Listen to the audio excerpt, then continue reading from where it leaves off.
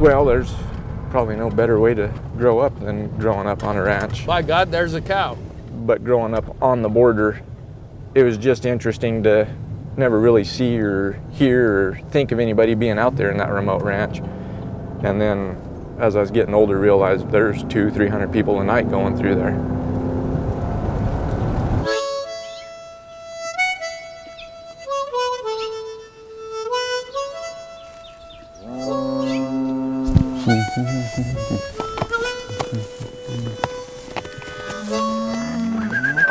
Hey, come on, cat, come on. Hey. Hey, Juan, si piensas que es la vaca, ahí déjala.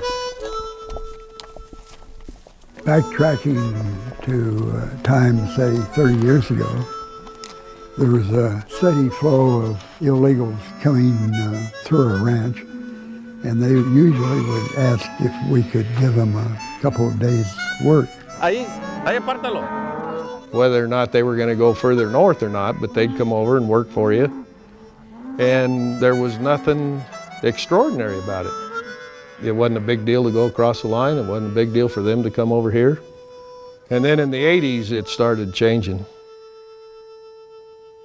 It was $300 a month, and every one of them wanted a drink of water and directions. And we always did. We kept a can of Spam and bread. And then in the 90s, it was $300 a day.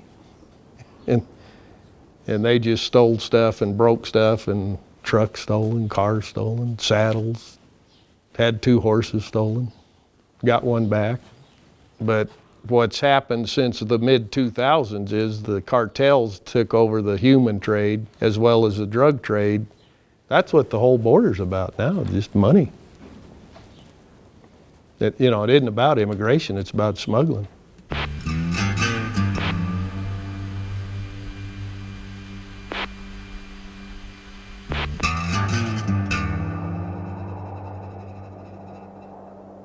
Smugglers are not people you want to run into out in the middle of the ranch. We think on our ranch there were 6 murders on the ranch itself. We have a tree that was previously called locally a rape tree. A high percentage of the women are raped in the process of crossing the border. And their underwear is draped on trees to demonstrate how macho the Mexican was that led them across the border. It takes a particular bad mindset to do things like that.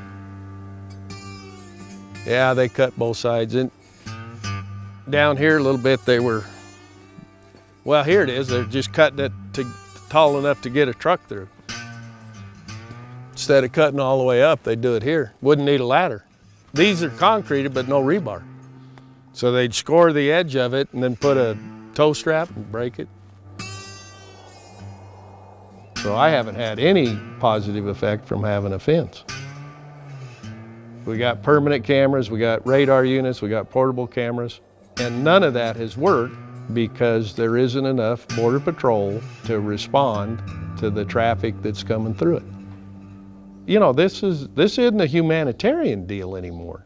This is securing the border. And you have to act like it's a military exercise.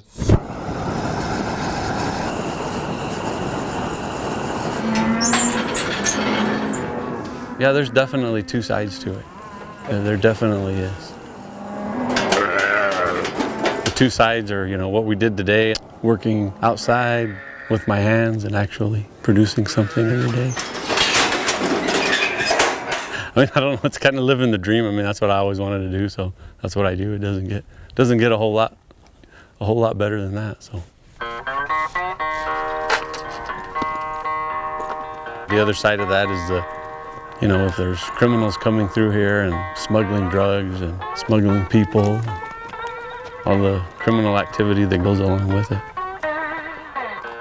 We're waiting with interest to see what happens with President Trump. The number of illegals coming through now there's been a big drop at the time of Trump's election. This is the best it's been in 30 years.